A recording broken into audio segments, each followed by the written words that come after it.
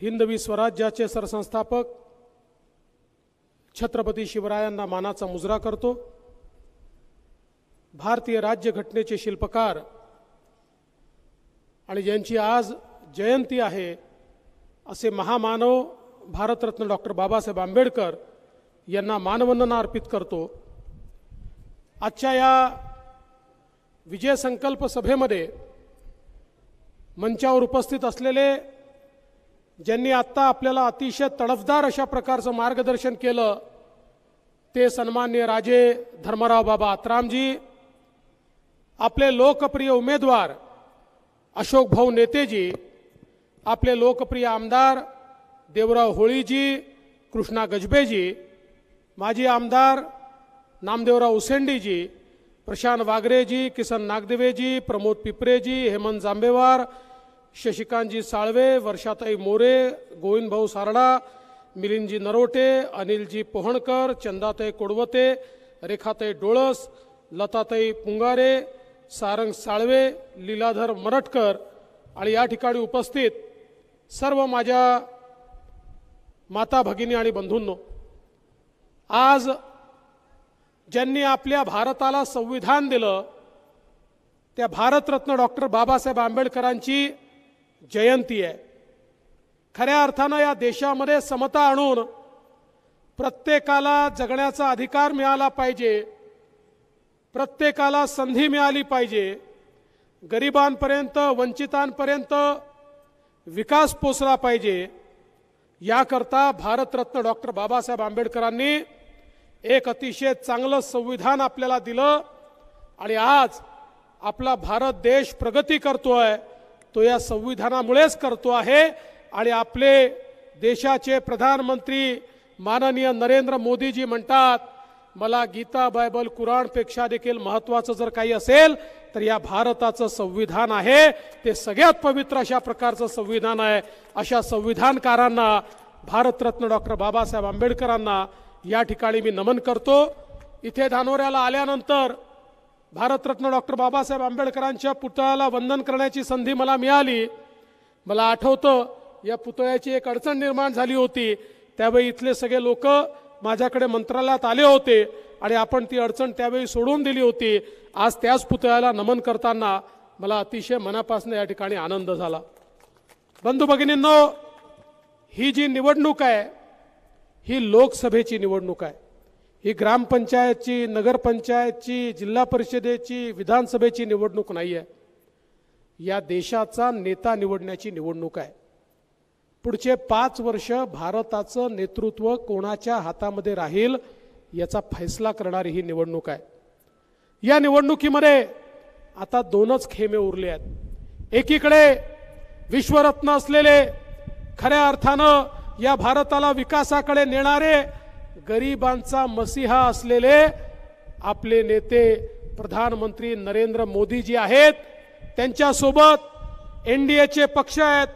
महाराष्ट्रामध्ये एकनाथरावजी शिंदे आहेत, महाराष्ट्रामध्ये आपले अजितदादा पवार आहेत, आपले आठवले साहेब आहेत, या ठिकाणी राज ठाकरे आहेत, या ठिकाणी आपले सगळे महायुतीचे नेते आहेत आणि दुसरीकडे राहुल गांधी आहेत आणि त्यांच्यासोबत शरद पवार आहेत, उद्धव ठाकरे आहेत, 22 वेगवेगळे पक्ष आहेत। पण हे 2 या ठिकाणी गट कसे आहेत? एकीकडे मोदीजींचं पॉवरफुल इंजिन आहे, त्याला वेगवेगळ्या पक्षांचे डबे लागले आहेत। आपल्या या गाडीमध्ये जी विकासाची आपली गाडी आहे, सामान्य माणसाला बसायची जागा आहे। दीन दलित, गोर गरीब, आदिवासी, शेतकरी, शेतमजूर, महिला, अल्पसंख्याक, ओबीसी सगळ्यांना बसण्याची जागा असलेली मोदीजींची विकासाची गाडी आहे। राहुल गांधींची गाडी कशी आहे? त्याला डब्बेच नाही आहे, नुसतं इंजिन आहे। एक इंजिन राहुल गांधींचं आहे। राहुल गांधी म्हणतात मी इंजिन आहे, शरद पवार म्हणतात मी इंजिन आहे, उद्धव ठाकरे म्हणतात मी इंजिन आहे, लालू प्रसाद यादव म्हणतात मी इंजिन आहे, ममता बॅनर्जी म्हणते मी इंजिन आहे, स्टॅलिन म्हणतो मी इंजिन आहे। म्हणजे सगळे इंजिन आहे, कोणी डब्बाच नाही आहे। आता मला सांगा, इंजिनमध्ये कोणाला बसायची जागा असते का? इंजिनमध्ये फक्त ड्रायव्हर बसतो, सामान्य माणूस इंजिनमध्ये बसू शकत नाही। बरं, यांचे इंजिने वेगवेगळ्या दिशेने लागले आहेत।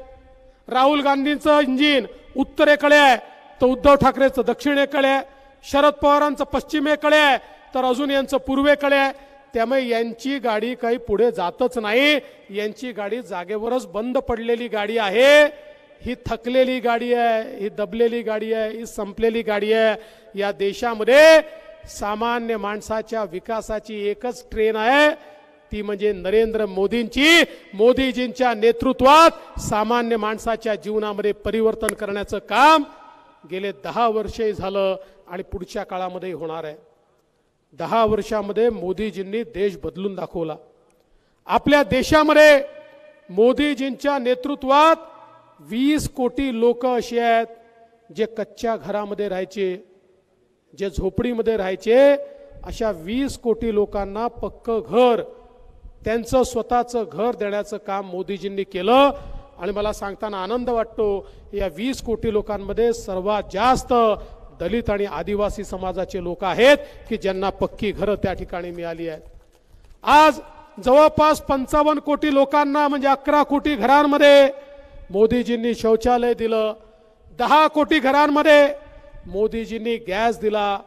आज स्वातंत्र्याच्या 70 वर्षानंतर देशामध्ये 50 कोटी लोक असे होते की ज्यांच्या घरापर्यंत नळ पोचला नव्हता, जिथे आमच्या महिलांना भगिनींना त्या ठिकाणी हंडा घेऊन विहिरीवर आणि नदीवर जावं लागायचं। आज त्या 50 कोटी लोकांच्या घरापर्यंत नळ पोचवण्याचं काम मोदीजींनी केलं। आणि पुढच्या 2 वर्षामध्ये एकही घर देशातलं असं असणार नाही की ज्या घरामध्ये शुद्ध पिण्याचं पाणी नळाच्या माध्यमातून पोचत नाही। एवढंच नाही, 55 कोटी लोकांना मोदीजींनी आयुष्यमान भारत योजनेमध्ये 5 लाखापर्यंतचा इलाज मोफत केला। आता कुठल्याही प्रकारची बिमारी असेल, कुठलंही ऑपरेशन असेल, 1 पैसा खर्च करण्याची आवश्यकता नाही। मोदीजींचं आयुष्यमान भारत हे प्रत्येकाला त्या ठिकाणी इलाज मोफत देत आहे। मला अनेक लोक भेटतात। मी मागच्या काळामध्ये यवतमाळला गेलो तर तिथे मला एक गृहस्थ भेटले आणि ते म्हणाले, साहेब मोदीजींना धन्यवाद सांगा। मी म्हटलं कशा करता? म्हणाले, मला ऑपरेशन करायचं होतं, 3 लाख रुपये लागणार होते। घरी सगळ्यांनी बसवून ठरवलं की 3 लाख रुपये आपल्याकडे नाही, एकच घरदार आहे, ते विकलं तर पुढच्या पिढीचं काय होईल। आणि म्हणून आम्ही ठरवलं नाहीतरी कधीतरी मरायचंच आहे, तर आता पैसे खर्च न करता थोडं आधी मरू, म्हणून मी मरणाची वाट पाहत होतो। तेवढ्यात मला आयुष्यमान भारत संदर्भात समजलं आणि माझं ऑपरेशन हे मोफत झालं। आज मी जिवंत आहे तर मोदीजींमुळे जिवंत आहे। अशा प्रकारे लाखो लोकांना जीवनदान देण्याचं काम हे माननीय मोदीजींनी या ठिकाणी केलं आहे। आज आपण पाहू शकतो, आदिवासी समाजाकरता मोदीजींनी योजना तयार केली आणि 20,000 कोटी रुपये आमच्या आदिवासी बांधवांकरता त्यांच्या गावामध्ये, पाड्यामध्ये, वाड्यांमध्ये, वस्त्यांमध्ये रस्ते झाले पाहिजे, पिण्याच्या पाण्याच्या योजना झाल्या पाहिजे, वीज पोचली पाहिजे, रोजगार मिळाला पाहिजे, महिलांना रोजगार मिळाला पाहिजे, शिक्षण मिळालं पाहिजे। याकरता 20,000 कोटी रुपये केवळ आमच्या आदिवासी बांधवांकरता त्या ठिकाणी मोदीजींनी दिले। आज आमच्या अनुसूचित जातीच्या सगळ्या तरुणाईकरता स्टँड अप सारखी योजना आणली आणि देशातल्या सगळ्या बँकांना सांगितलं प्रत्येक ब्रँचला त्या ठिकाणी आमच्या दलित तरुणांना कर्ज द्यावंच लागेल, बिना तारण कर्ज द्यावं लागेल, बिना गॅरंटीचं कर्ज द्यावं लागेल आणि जे कर्ज देणार नाहीत त्या बँकेची ब्रँच बंद केली जाईल। आज लाखो आमच्या दलित तरुणांना त्या ठिकाणी उद्योजक बनवण्याचं काम हे माननीय मोदीजींनी या ठिकाणी केलं। जवळपास देशामध्ये 50 कोटीपेक्षा जास्त लोकांना मोदीजींनी मुद्राचं कर्ज दिलं। 10 लाखापर्यंतचं कर्ज बिना तारण आणि बिना गॅरंटरचं दिलं। पूर्वी कोणी बँकेमध्ये गेला तर बँकवाले सांगायचे तुमच्याकडे घर गिरवी ठेवायला असेल तर कर्ज मागा, नाहीतर तुमचा नातेवाईक सरकारी नोकरीमध्ये असेल तर त्याला सांगा तुमची गॅरंटी घे तर तुम्हाला कर्ज मिळेल। मोदीजींनी सांगितलं या सगळ्या लोकांची गॅरंटी मी घेतो, गॅरंटीची आवश्यकता नाही, तारण ठेवायची आवश्यकता नाही। आज 50 कोटीपेक्षा जास्त लोक आपल्या पायावर उभे आहेत आणि त्यामध्ये सगळ्यात महत्त्वाचं काही असेल, माझ्या माता भगिनी या ठिकाणी बसल्यात, या 50 कोटीमध्ये 31 कोटी माता भगिनींना 10 लाखापर्यंतचं कर्ज हे मोदीजींच्या माध्यमातून मिळालं आणि त्या आपल्या पायावर उभ्या राहिल्या. बंधू भगिनींनो, मोदीजी असं म्हणतात, एक पुरुष पायावर उभा राहतो तर फक्त पुरुष पायावर उभा राहतो, पण महिला जेव्हा पायावर उभी राहते त्यावेळी संपूर्ण परिवार पायावर उभा राहतो. आणि म्हणून महिलांना सक्षम करायचं काम हे या ठिकाणी मोदीजींनी केलं. आणि एवढंच नाही, मी माता भगिनींना सांगून देऊ इच्छितो, आता मंचावर आम्ही पुरुष मंडळी जास्ती बसलेले दिसतोय. 2026 नंतर असं दिसणार नाही. 2026 नंतर मोदीजींनी महिलांना विधानसभेमध्ये आणि लोकसभेमध्ये दोन्ही ठिकाणी आरक्षण दिलेलं आहे. त्यामुळे पुढच्या काळामध्ये आमदारही महिला होणार आहेत, खासदारही महिला होणार आहेत आणि या मंचावरही 50% महिला दिसणार आहेत. अशा प्रकारे महिलांचा विचार करणारे मोदीजी आहेत. आजच मोदीजींनी भारतीय जनता पक्षाच्या घोषणापत्राच्या माध्यमातून सांगितलं, आम्हाला महिलांना लखपती दीदी बनवायचं आहे. 1 कोटी महिलांना लखपती बनवलं, आता 3 कोटी महिलांना लखपती बनवणार आहेत. 10 कोटी महिलांना लखपती दीदी बनवण्याचा निर्णय हा माननीय मोदीजींनी या ठिकाणी घेतलेला आहे. आपलं आज घोषणापत्र या ठिकाणी जाहीर झालं. त्या घोषणापत्रामध्ये मोदीजींनी सांगितलं की भगवान बिरसा मुंडा ज्यांनी आदिवासींच्या जल जमीन आणि जंगलाकरता इंग्रजांना सळो की पळो करून सोडलं आणि त्या ठिकाणी स्वातंत्र्याच्या आलेखाकरता आपल्या जीवाचं बलिदान दिलं, त्यांची 150वी पुण्यतिथी संपूर्ण देशामध्ये साजरी केली जाईल. आणि त्या निमित्ताने आदिवासी समाजामध्ये वेगवेगळ्या योजना या राबवण्याचा निर्णय देखील मोदीजींनी आजच त्या ठिकाणी बोलून दाखवला. बंधू भगिनींनो, मोदीजींच्या नेतृत्वामध्ये देशातल्या गरिबाचं कल्याण होत आहे. मोदीजी गरिबाचं कल्याण का करू शकले, यापूर्वीचे सरकार का करू शकलं नाही. 2013 साली जग म्हणायचं भारताचं निवाळं निघताय, भारताची अर्थव्यवस्था कोलमडते आहे, भारतामध्ये आता काही करता येणं शक्य नाही, भारताचा विकास होणं शक्य नाही. 10 वर्षामध्ये मोदीजींनी ही परिस्थिती आणली की आता जग म्हणतं की जगातली सगळ्यात वेगाने विकसित होणारी अर्थव्यवस्था जर कुठली असेल तर ती भारताची अर्थव्यवस्था आहे.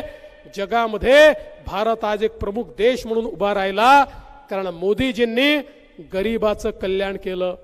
गरिबाकडे जाणाऱ्या पैशामध्ये जे लोक भ्रष्टाचार करायचे, जे वाटमारी करायचे, जे डाका टाकायचे, त्यांच्यावर निर्बंध आणला आणि गरिबाचा पैसा गरिबापर्यंत पोचला पाहिजे याकरता मोदीजींनी काम केलं.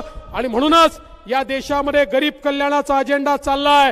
मोदीजींनी जाहीर केलं देशातल्या 80 कोटी लोकांना पुढचे 5 वर्ष रेशनचं धान्य मोफत देण्यात येईल, अशा प्रकारचा निर्णय देखील माननीय मोदीजींनी आजच घोषित केलेला आहे. त्यामुळे गरिबाचा विचार करणारे मोदीजी आहेत. आणि आता तर 1 कोटी लोकांच्या घरावर सोलर लावून 300 युनिट पर्यंतची वीज ही त्यांना मोफत देण्याचा निर्णय केलाय. आणि पुढच्या 5 वर्षामध्ये सगळ्या घरांना सोलर युक्त घर तयार करून मोदीजी सगळ्यांना 300 युनिटची वीज मोफत देणार आहे. म्हणजे विजेचं बिल हे कोणाला भरावं लागणार नाही, अशा प्रकारची योजना आज मोदीजींच्या माध्यमातून या ठिकाणी सूर्यघराच्या माध्यमातून येते आहे. बंधू भगिनींनो, आमच्या शेतकऱ्यांना दिवसा 12 तास वीज मिळाली पाहिजे, ती नेहमीच मिळाली पाहिजे. या दृष्टीनं आता सोलर फीडरची योजना आपण तयार केली आहे आणि या योजनेच्या माध्यमातून आमच्या सामान्य शेतकऱ्याला दिवसा 12 तास अविरत वीज देण्याचं काम हे निश्चितपणे या ठिकाणी आपण करतोय. मगाशी होळी साहेबांनी सांगितलं, राज्य सरकारच्या माध्यमातून आमच्या धानोऱ्याला या ठिकाणी आपण नगरपंचायत दिली, या ठिकाणी तालुका क्रीडांगण दिलं, उपजिल्हा रुग्णालय या ठिकाणी दिलं, आपल्या शॉपिंगचे ओटे या ठिकाणी आपण तयार केले, वेगवेगळ्या प्रकारचं काम या ठिकाणी केले. आणि हे सगळं करत असताना माननीय गडकरी साहेबांच्या नेतृत्वात, मोदीजींच्या नेतृत्वात आमच्या अशोकराव नेत्यांनी मोठ्या प्रमाणात या जिल्ह्यामध्ये रस्त्यांचं नेटवर्क तयार केलं. आज राष्ट्रीय महामार्गाचं काम चाललेलं आहे, त्या ठिकाणी छत्तीसगडमध्ये जाणारा रस्ता, नारायणपूरला जाणारी रेल्वे, या सगळ्या गोष्टी या ठिकाणी होतात. कारण पाठपुरावा करणारे आमचे या ठिकाणी सन्माननीय खासदार अशोकरावजी नेते आहेत.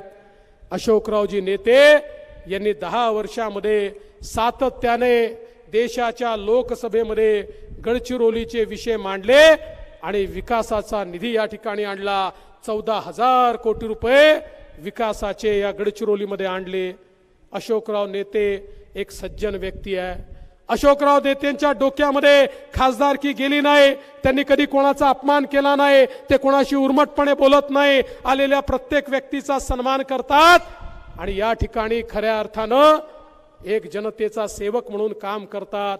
पण आज किती दुर्दैवी आहे, विरोधी पक्षाच्या लोकांनी त्यांना तर गडचिरोलीत उमेदवार मिळाला नाही, त्यांना चंद्रपूरमध्ये उमेदवार मिळाला नाही, बाहेरून उमेदवार घेऊन आले आणि बाहेरचा उमेदवार आणून आज ते आमच्या अशोकराव नेतेंवर या ठिकाणी आरोप करतायत. त्यांना हे पाहवत नाही आहे, एक गरीब आदिवासी घरचा मुलगा हा मोदी साहेबांसोबत विकास करतोय हे त्यांना पाहवत नाही आहे. आणि यांची मती इतकी फिरली आहे, अरे या गडचिरोलीमध्ये जो मानानेही राजा आहे आणि मनानेही राजा आहे असे आमच्या धर्मराव बाबा आत्राम यांची अक्कल काढायला आहे निकाले. अरे यांचीच अक्कल आता त्या ठिकाणी शून्य झालेली आहे. धर्मरावांनी गेले 40 वर्ष या गडचिरोलीमध्ये जनसामान्यांकरता काम केलेलं आहे. आणि बंधू भगिनींनो, कशी आहेत बघा, यांना पैशाच्या पलीकडे काहीच दिसत नाही. नामदेवराव उसेंडी आज आमच्या सोबत या ठिकाणी आले, कारण नामदेवराव उसेंडी यांनी ज्या वेळेस काँग्रेसला तिकीट मागितलं त्यांना विचारलं पैसे आहेत का सांगा. ते म्हणाले मी पण गरीब आहे, माझी डॉक्टर आहे, माझ्याकडे काही फार पैसा नाही आहे. मग म्हणाले हा जो आम्हाला उमेदवार मिळालेला आहे, आता ज्याला उमेदवारी दिली आहे, याच्याकडे दारूचा पैसा खूप आहे, हा पैसा खर्च करून निवडून येईल. उसेंडी तुम्ही घरी बसा. मी उसेंडींना म्हटलं आता काँग्रेसमध्ये राहून फायदा नाही. उसेंडीजी, जनतेची सेवा करायची असेल तर भारतीय जनता पक्षासोबत या. ते देखील आता या ठिकाणी सोबत आलेले आहेत. बंधू भगिनींनो, आज ज्या प्रकारे देश बदलतोय, देशामध्ये जे परिवर्तन होत आहे हे आपण सगळे या ठिकाणी डोळ्यांनी पाहत आहेत. पण मोदीजींनी काय सांगितलं?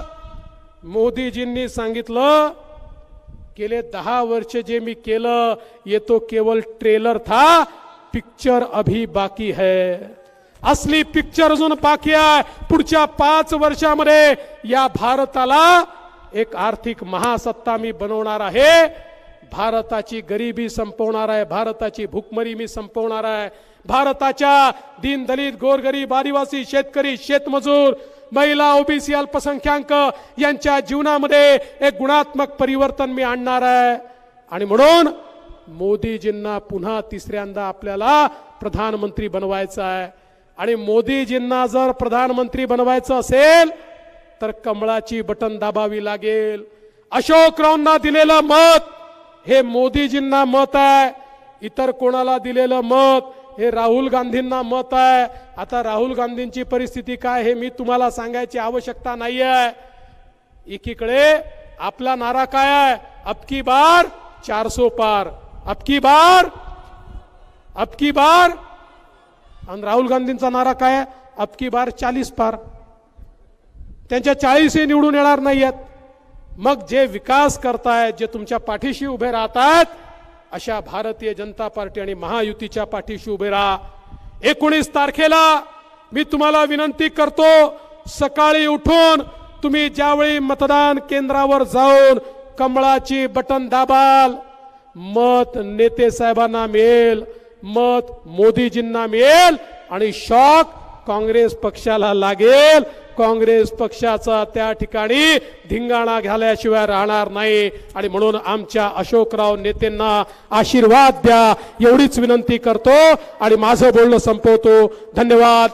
जय हिंद, जय सेवा, जय भीम, जय भारत.